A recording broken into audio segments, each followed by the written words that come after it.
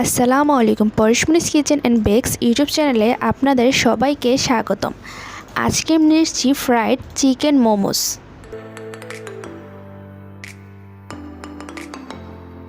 তাহলে ফিরছি ইন্ট্রোর পর।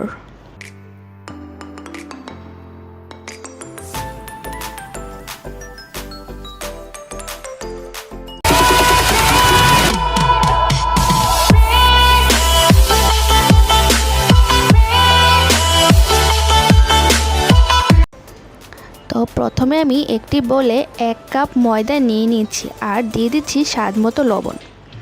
এখন ময়দার সাথে লবণটাকে আমি ভালো করে মিশিয়ে নেব। মেশানো হয়ে গেলে আমি নর্মাল পানি দিয়ে ময়দাটাকে মেখে একটা নরম আর সফট ডো বানিয়ে নেব।